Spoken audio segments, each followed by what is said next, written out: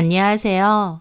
저는 재혼에 실패하고 다시 싱글이 된 50대 후반의 여자입니다.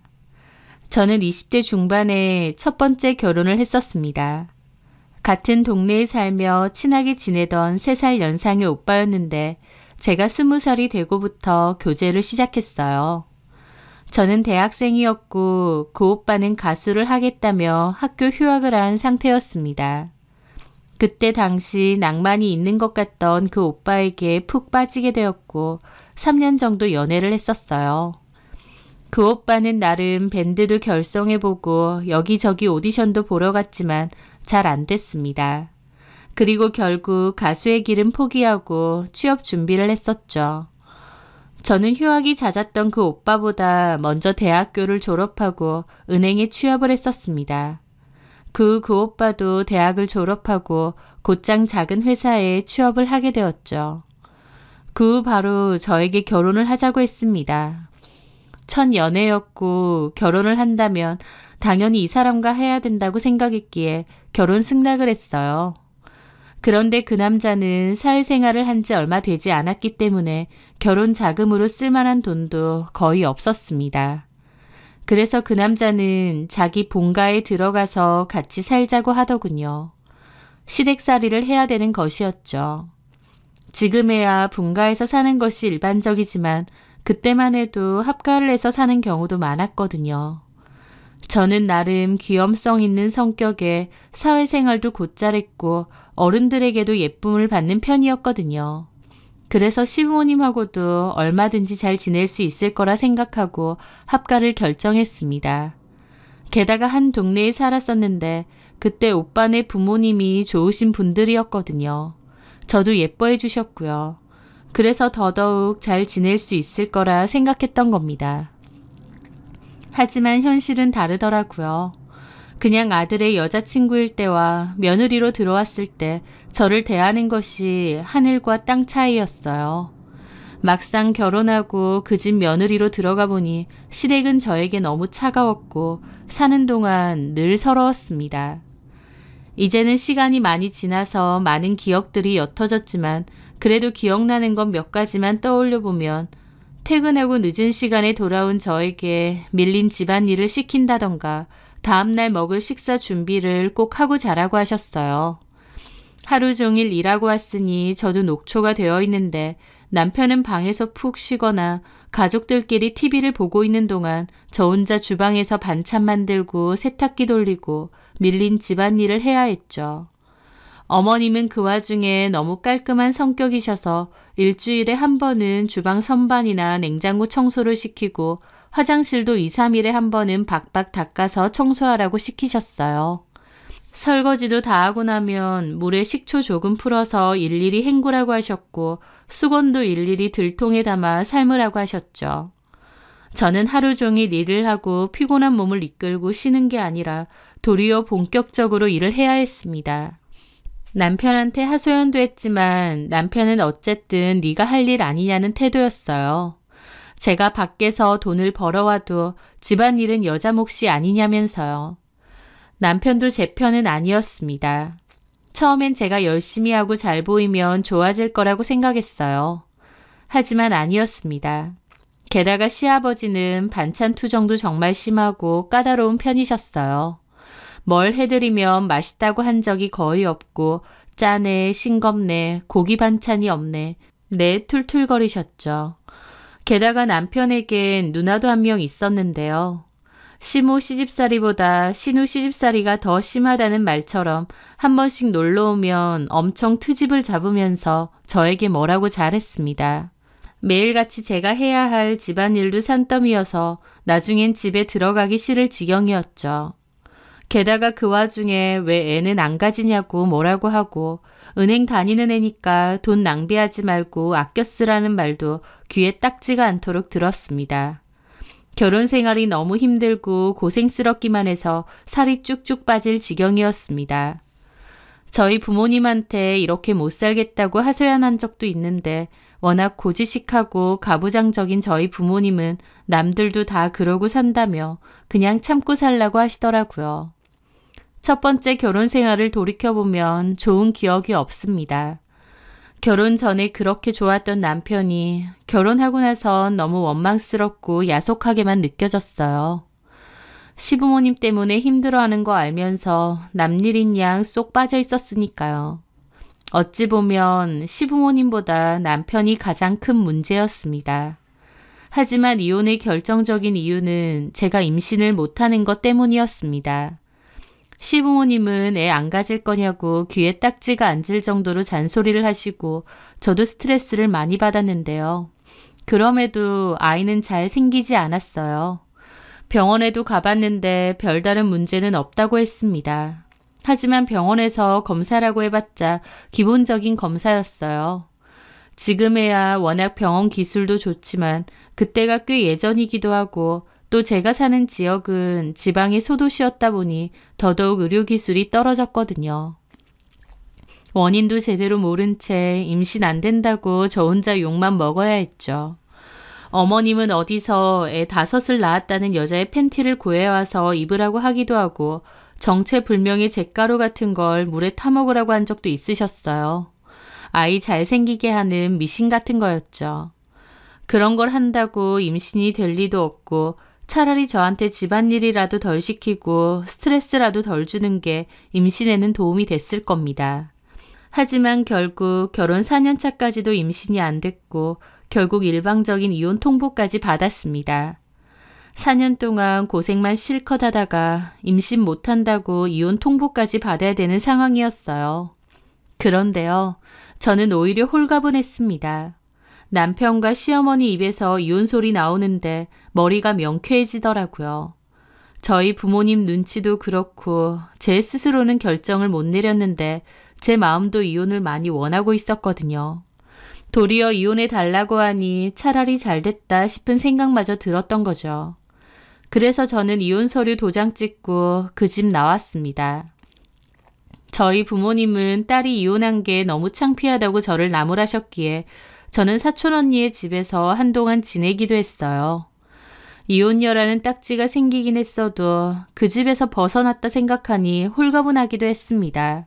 이혼 후 2년 정도 뒤에 전 남편은 재혼을 했다는 얘기도 들었어요.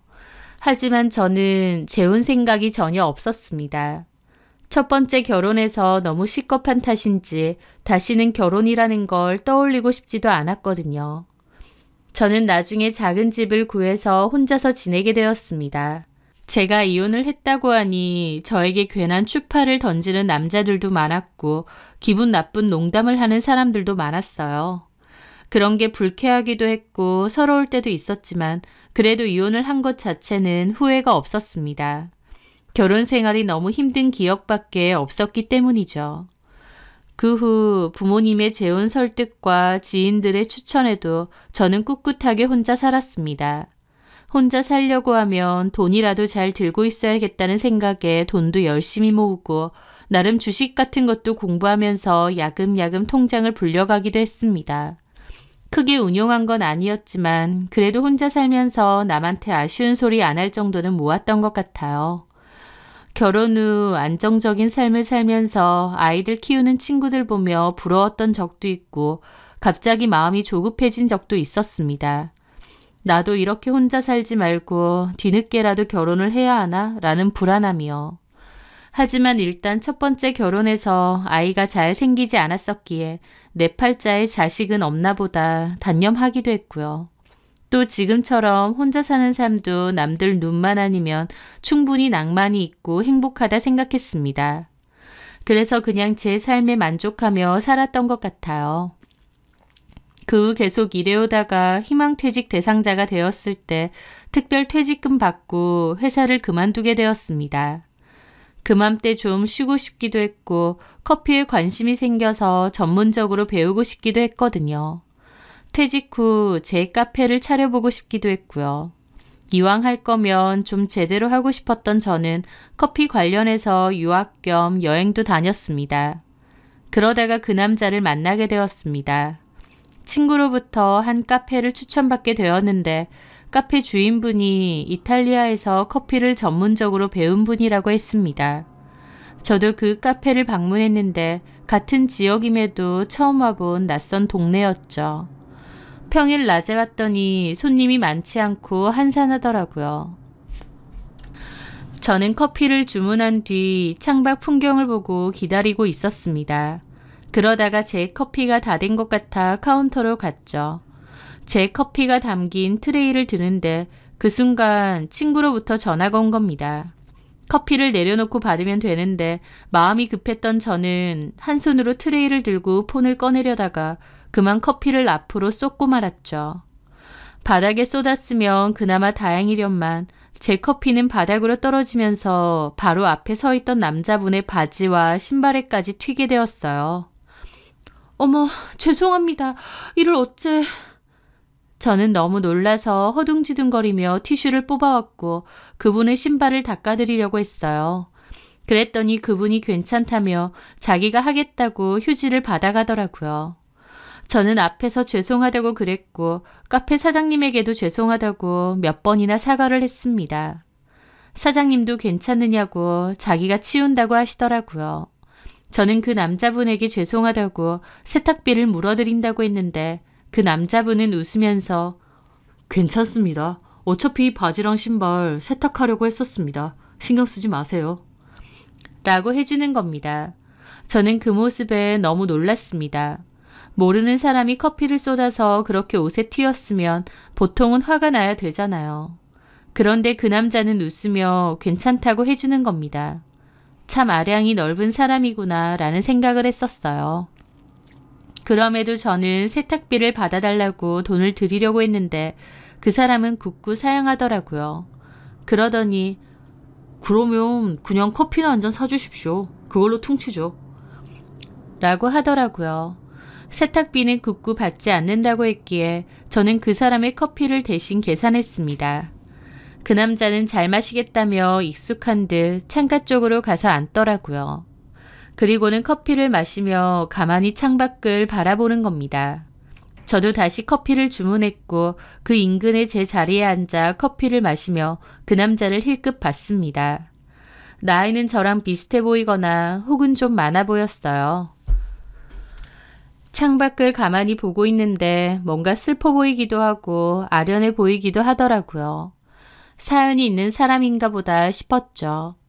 그러다 그 남자와 눈이 마주쳤고 저는 머쓱하게 웃었습니다. 그 남자는 커피를 다 마셨는지 자리에서 일어났고 제 테이블로 다가와 잘 마셨다며 인사를 하고 떠났어요. 그 일이 꽤 오랫동안 기억에 남았습니다. 타인의 잘못에도 여유 있고 관대하게 넘어가주는 모습도 떠오르고 사연 가득한 얼굴로 창밖을 하염없이 보던 그 모습도 떠올랐죠. 그 사람이 제 머릿속에 계속 남아서였을까요? 저는 그곳을 또다시 찾게 되었습니다. 일부러 같은 시간에요. 당연한 소리지만 그 사람은 보이지 않았습니다. 그런 우연이란 게 흔하진 않으니까요. 약간은 실망스러운 기분으로 카페를 떠나려던 저는 그 순간 마침 들어오던 그 남자와 다시 마주치게 되었습니다. 그 남자도 저를 알아보고 인사를 했고 저도 인사를 했죠. 설마 했는데 이렇게 다시 만나다니. 뭔가 운명처럼 느껴졌던 저는 이 기회를 놓칠 수 없다는 생각이 들었고 결국 말을 걸었습니다. 그때 바지랑 신발은 세탁하셨어요? 아, 예. 얼룩은 안 지던가요? 그럼요. 커피 드시러 오신 건가요? 예. 여기 커피 참 맛있죠? 저도 종종 오는데 이 동네 분이세요? 아, 이 동네 사람은 아니고요. 저번에 마셔보니 참 맛있더라고요. 그래서 일부러 또 왔어요. 그렇죠. 저도 꼭 여기만 오는 것 같아요. 지금 드시고 나가시는 건가요? 네. 아, 아직 안 드셨으면 오늘은 제가 한 잔 사드리려고 했는데. 그 말에 저는 그럼 한 잔 더 먹겠다고 했습니다. 제가 그렇게 남자에게 적극적인 성격은 아닌데 그때는 저도 모르게 말이 그렇게 나오더라고요. 그렇게 대화를 나눠보니 그 남자와 저는 놀라울 정도로 비슷한 점이 많았어요. 저도 한 번의 결혼 경험이 있는데 그 남자도 마찬가지였습니다.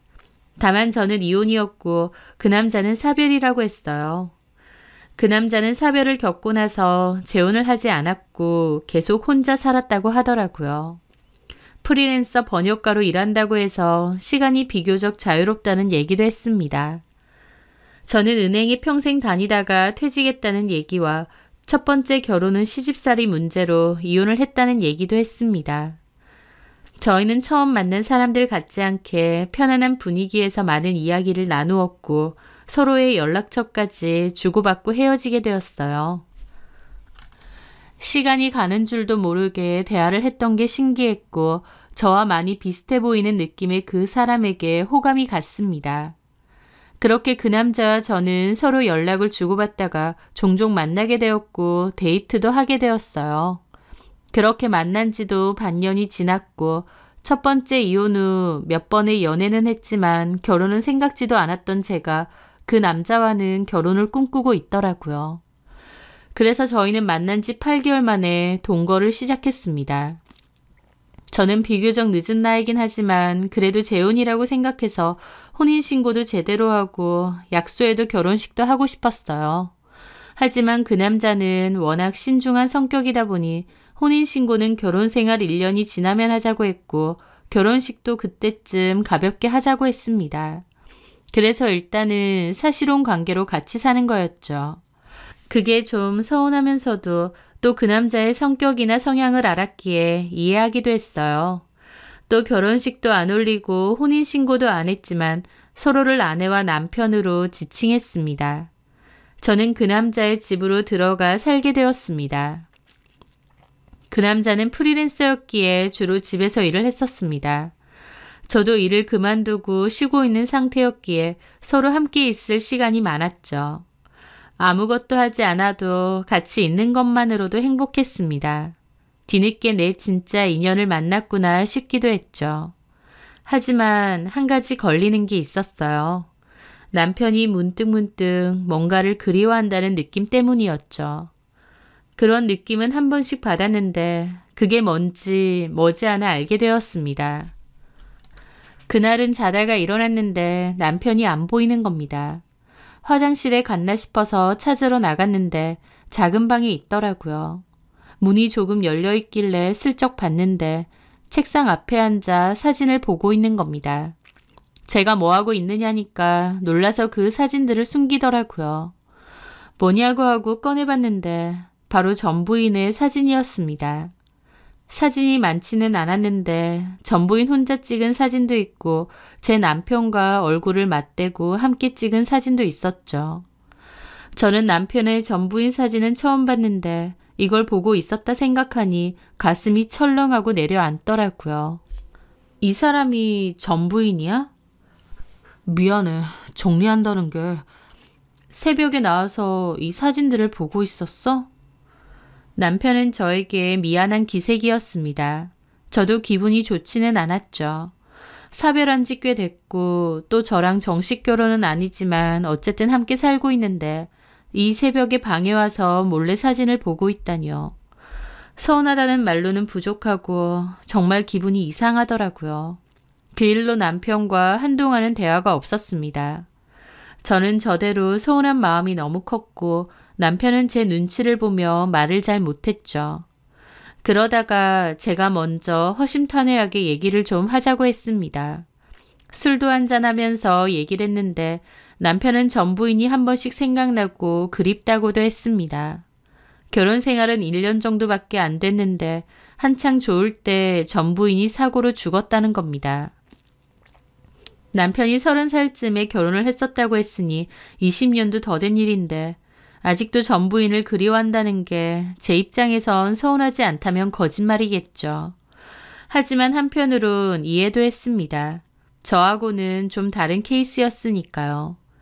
저 같은 경우는 결혼 생활 자체는 4년 정도 됐을지언정 좋은 기억이 하나도 없어요.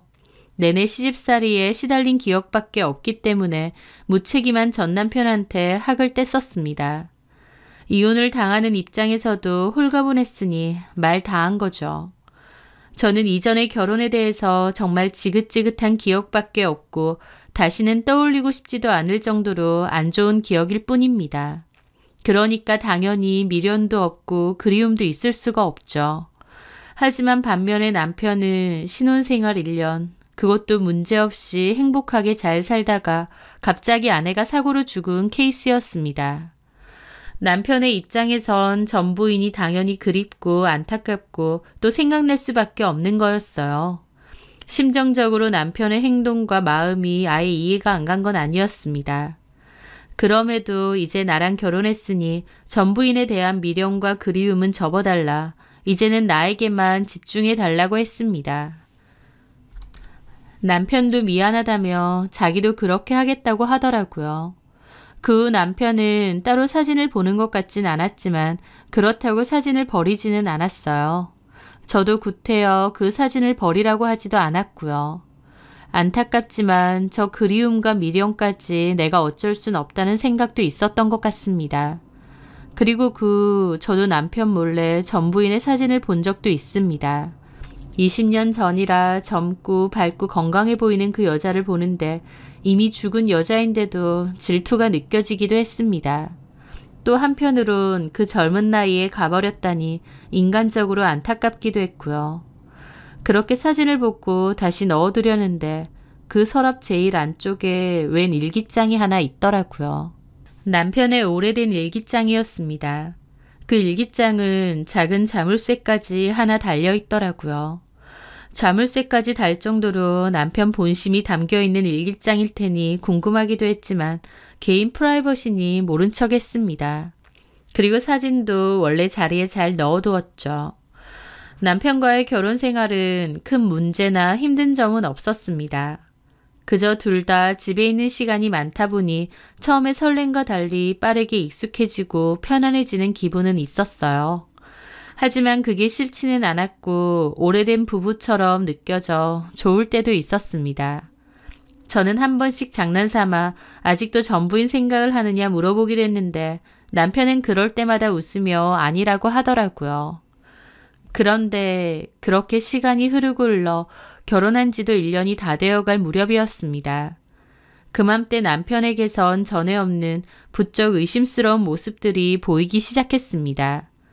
볼 일이 있다고 정기적으로 나가는데 뭐 때문에 나가냐고 물어보면 그냥 일 때문이라고 얼버무렸어요. 몇 개월간 진행했던 번역일이 끝난 걸로 아는데 자꾸 일 핑계를 대며 정기적으로 나갔던 거죠.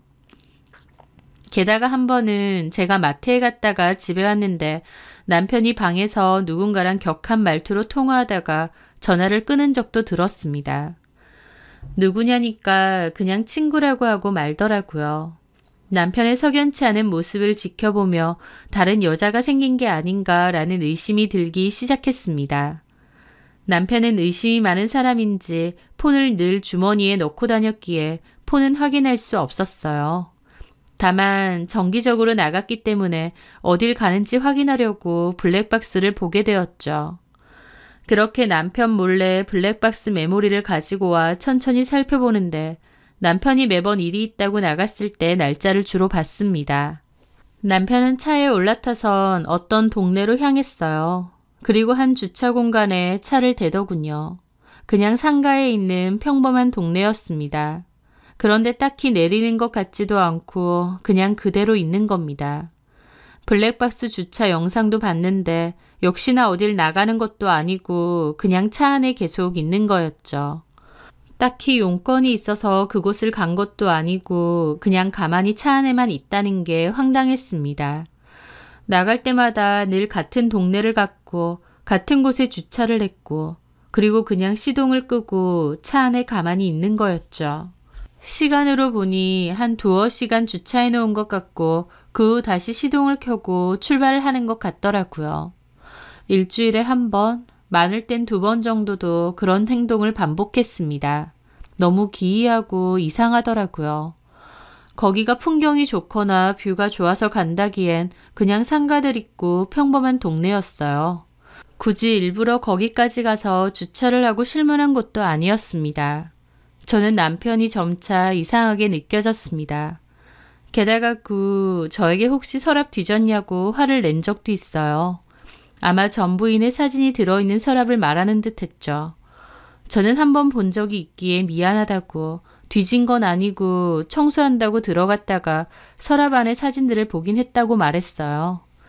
남편은 자기 책상은 치우지 않아도 되니 손대지 말라고 하며 정색하며 화를 내더라고요. 전부인 사진 봤다고 저렇게 화를 내다니 그 모습이 너무 섭섭하기도 하고 시간이 갈수록 이해가 안 되는 행동들에 남편이 의심스럽기도 했습니다. 그러다가 저는 한번 남편이 가는 그곳을 가보기로 했어요. 상가들이 좀 있는 곳이기에 그 상호명으로 위치를 찾아 저도 한번 가보게 되었죠. 그리고 남편이 주로 차를 대는 곳도 보게 되었어요. 그냥 평범한 동네. 굳이 여기에 왜 차를 대고 2시간 넘게 있는 걸까 아무리 생각해도 이상하다 싶었어요. 주변에 내가 모르는 뭔가가 있나 싶어서 그 인근을 찬찬히 둘러볼 때였습니다. 주차 공간 앞에 있는 상가 건물들을 하나씩 보고 가던 저는 한 미용실 앞에 다다랐을 때 숨이 멎는 줄 알았습니다. 너무 놀라 자리에 주저앉을 뻔했죠. 왜냐면 그 미용실에는 남편의 전부인으로 보이는 여자가 미용사로 일을 하고 있었거든요. 분명 20년이라는 세월이 흘러서 사진과는 좀 다르기도 했지만 그래도 알아볼 수 있었습니다. 남편의 전부인이라는 것을요. 이게 도대체 어떻게 된 건가 싶더라고요. 분명 전부인은 사고로 죽었다고 했는데 죽었다는 사람이 저렇게 하하호 웃으며 일을 하고 있나요? 저는 뜨악한 기분으로 통유리 너머 그 여자를 보고 있었습니다. 그러다가 다른 손님 하나가 저를 봤는지 그 여자에게 저를 힐끗 가리키더라고요. 저는 그 여자와 눈이 마주쳤고 그 여자도 창밖에 보고 있는 저를 이상하게 바라보더니 밖으로 나오는 겁니다. 머리하러 오셨어요? 저는 좀 놀라긴 했지만 그래도 나름 태연하게 대답했습니다.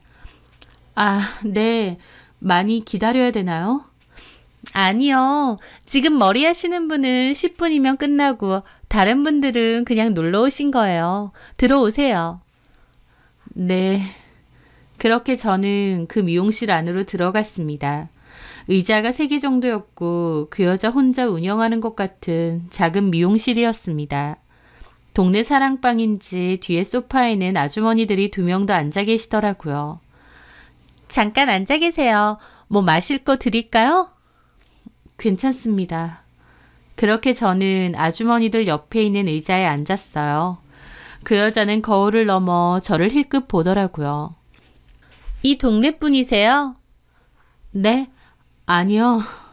머리는 뭐 하실 거예요? 아, 그냥 새치 염색을 좀. 네, 알겠습니다. 좀만 기다리세요. 그렇게 그 여자는 앉아있는 손님과 대화를 나누며 머리를 했습니다.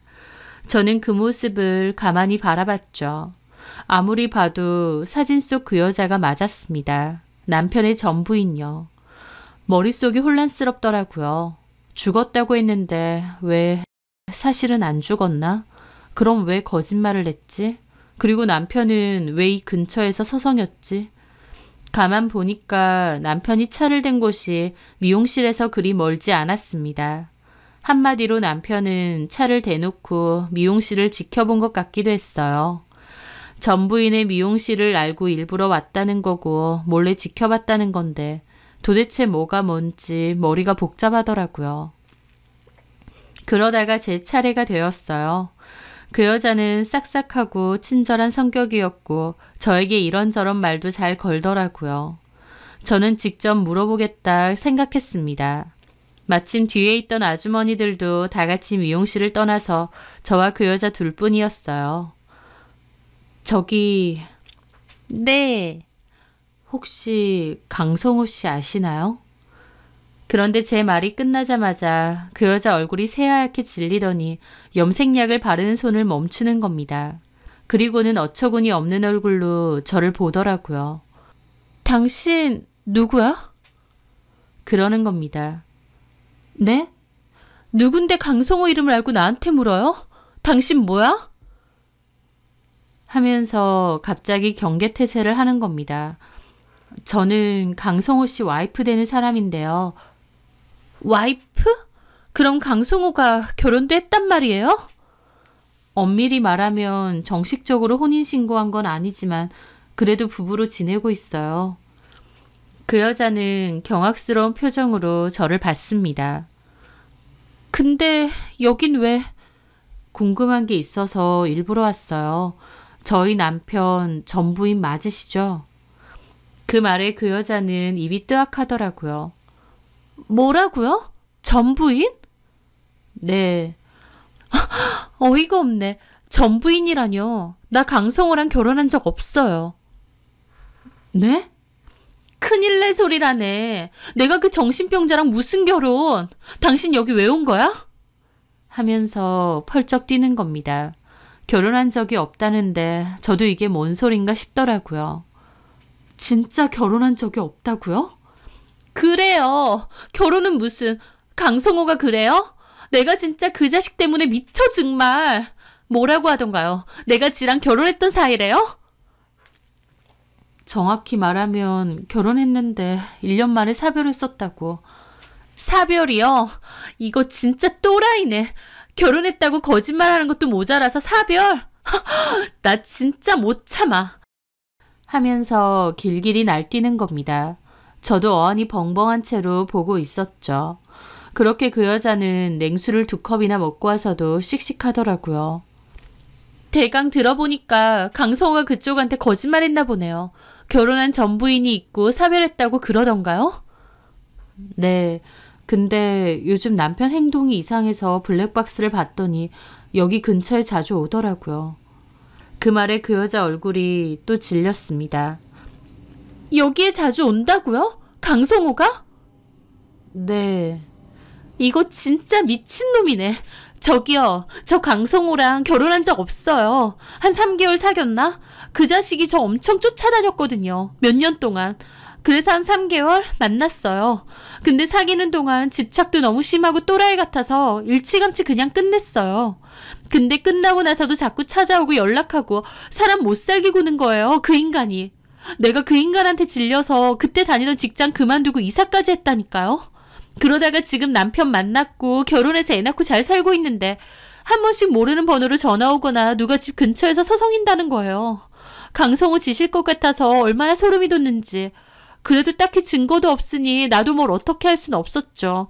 그러다가 시간이 많이 흘렀고 이제는 지도 나도 나이도 많이 먹었잖아요.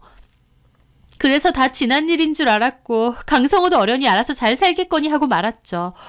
근데 얼마 전에 뜬금없이 전화가 온 거예요. 잘 지내냐, 남편은 잘해주냐, 애들은 잘 크고 있냐 이러면서 얼마나 소름이 돋던지. 한 번만 더 이런 연락하면 경찰에 신고할 거다. 내 남편한테도 다 알릴 거다 그랬죠. 그런데도 그 뒤에 몇 번이나 더 연락이 온 거예요. 나 그거 다 녹음해놨어요. 스토커로 신고하려고. 지랑 나랑 꼴랑 3개월 만나고 헤어진 게 단데 20년 넘게 스토킹하는 게 말이 돼요? 나 전화 오는 것도 너무 소름 끼쳤는데 내 미용실 근처도 자주 왔다고요? 진짜 미친 인간이네.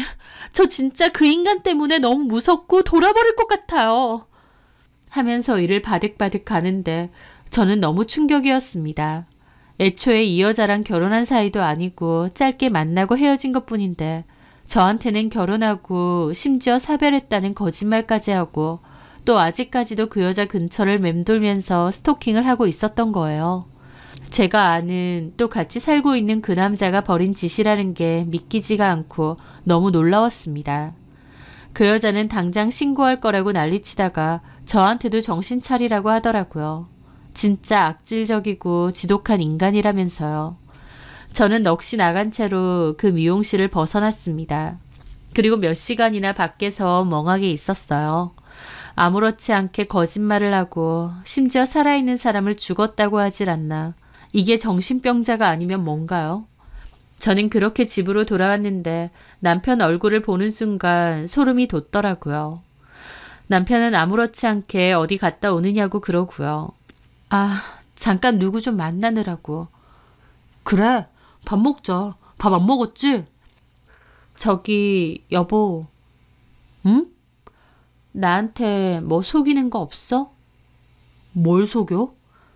실은 나 지금 누구 만나고 온 줄 알아? 누굴 만났는데? 당신 전 부인. 제 말에 남편의 눈이 엄청 커지더라고요. 당신이 그 사람을 왜 만나? 아니지, 그렇게 말하면. 나한테 죽었다고 했던 전부인이 왜 버젓이 살아있는지 그것부터 말해야 되는 거 아니야? 아니, 그것도 전에 애초에 그 여자는 당신이랑 결혼한 적 없다던데? 남편은 제 말에 얼굴이 새파랗게 질렸습니다. 그런 얘기까지 다 했단 말이야? 그 여자한테? 그래, 다 했어. 너 미쳤어? 거기가 어디라고 찾아가? 하고 소리를 빽 지르더라고요. 지금 뭐 하는 짓이야? 화를 낼 사람이 누군데?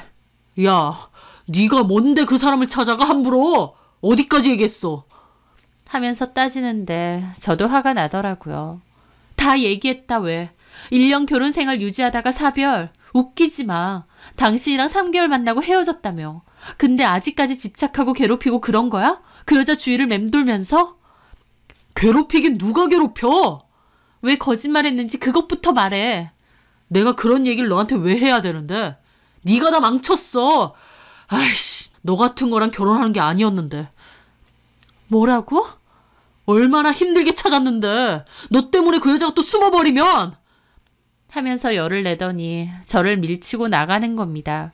저는 기가 막혔죠. 거짓말한 거 들켰으니 미안하다고 할 줄 알았는데 제 예상과는 아예 달랐습니다. 남편에게는 그 여자가 다 알았다는 것이 더 중요한 문제 같았죠. 그 순간 머릿속에서 남편의 일기장이 떠오르더군요. 자물쇠까지 잠궜던 일기장요. 저는 방으로 달려가 그 일기장을 꺼냈습니다. 열쇠가 없어서 망치로 작은 자물쇠를 꿰부셨어요. 그리고 내용을 보는데 충격이었습니다. 남편이 그 여자에 대한 마음과 생각을 담은 일기장이었어요. 날짜가 몹시 띄엄띄엄 써져 있어서 어쩔 땐 몇 년 동안 안 쓰기도 한 일기였지만 어쨌든 내용은 한결같이 그 여자에 관한 내용이었습니다. 보고 싶다, 그립다 등등의 절절한 내용이 가득했습니다. 또 그 여자를 쫓아 이 동네를 왔다는 내용도 있고 그 여자가 결혼한다는 소식에 확 죽어버릴까 아니면 그 집 가서 불을 질러버릴까 라는 내용도 있었어요. 게다가 제 얘기도 있었습니다. 전부인 이름이 혜선인데 혜선이의 자리를 대신할 수 있는 여자를 찾았다는 내용이었죠. 그리고 그 뒤에는 저랑 같이 살아도 마음이 공허하다며 자기 마음속엔 혜선이밖에 없다고 결국 다른 여자도 자기의 마음을 채워주지 못했다라고 되어 있었습니다.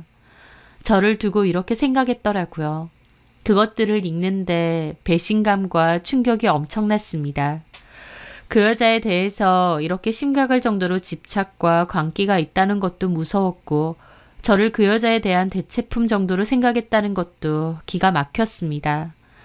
저는 더 두고 볼 것도 없다 싶었어요. 그래서 그 즉시 바로 제 짐을 쌌습니다. 저도 원래 집이 있고 그 남자 집에서 동거를 한 것이기에 제 짐 싹 정리해서 내놓았습니다. 바로 나가려고요. 그리고 짐 들고 나가려다가 다시 돌아와 그 일기장도 챙겨서 나갔습니다. 그 남자는 저에게 전화해서 집 나간 건 알겠는데 일기장은 왜 들고 나가냐고 소리를 지르며 저희 집 쪽으로 찾아온다느니 어쩌느니 하더라고요. 그래서 제가 그랬습니다. 그 일기장 그 여자한테 주고 왔다고요. 그 여자가 통화 녹음이랑 그 일기장 토대로 당신 고소할 거라고 했다고요. 네, 저 가는 길에 그 여자 가게 들러서 일기장 주고 갔습니다. 스토킹 신고할 때 증거로 쓰라고요. 제 말에 그 남자 개거품 물길래 저도 소리 질렀습니다. 사랑 가지고 노는 거 이 정도면 충분하다고요. 내가 그 여자 대체품인 줄 아느냐. 사람 마음 가지고 장난친 주제에 사과 한마디 없이 이럴 수 있느냐고요. 저 가만 안 둔다 어쩐다 하길래 나도 이거 다 녹음되고 있고 경찰에 신고할 거라고 했습니다. 여자 둘한테서 협박죄 및 스토킹으로 어디에 고소 한번 당해보라고 했죠. 그렇게 그 남자와는 심하게 싸우고 난 뒤 연락을 끊었습니다. 1년 가까이 같이 살았던 사람인데 그 끝은 참 안 좋게 끝이 났죠. 그 여자에게 어찌 되었느냐 전화했더니 일기장 증거로 준 거 고맙다고 가족들에게도 알리고 경찰에도 다 신고했다며 접근 금지 신청도 했다고 하더라고요. 전부인이 아니라 스토킹 피해자였다니 그 일은 너무 황당하고도 씁쓸하게 남았습니다. 다행히 그 남자는 저에게 연락을 하거나 찾아오지는 않았어요. 혹시나 찾아와서 해코지를 하면 어쩌나 걱정도 됐는데 고소를 당해도 접근 금지를 당해도 그 남자의 머릿속은 그 여자밖에 없는 것 같더라고요. 이 정도면 정말 미친 광기가 아닌가 싶기도 합니다. 정식 결혼은 아니지만 그래도 마음으론 결혼한 거나 다름없었는데 저희 두 번째 결혼도 그렇게 끝이 났습니다. 그나마 혼인신고 안 하고 산 게 다행이라면 다행일까요? 아, 나는 결혼하고는 참 인연이 없구나. 다시는 결혼이든 남자든 생각하지 말고 살자 결심하게 되었어요. 저 혼자서 얼마든지 씩씩하게 잘 살고 있는데 첫 번째 남자, 두 번째 남자를 만나면서 오히려 엄청난 스트레스와 기막힌 일도 당했으니까요. 잔잔한 강물 같은 제 인생에 제 스스로 돌을 던진 게 아닌가 싶더라고요. 저는 지난 일을 다 털어버리고 제 가게를 열기 위해 다시 준비하고 있습니다. 실패로 끝이 난 두 번의 결혼 생활이긴 하지만 그래도 저 혼자만의 시간이 얼마나 소중한지 역으로 깨달을 수 있게 된 시간이기도 했네요. 앞으로는 그냥 저 하나 잘 건사하며 건강하고 행복하게 살아야겠습니다. 제 사연 들어주셔서 감사합니다.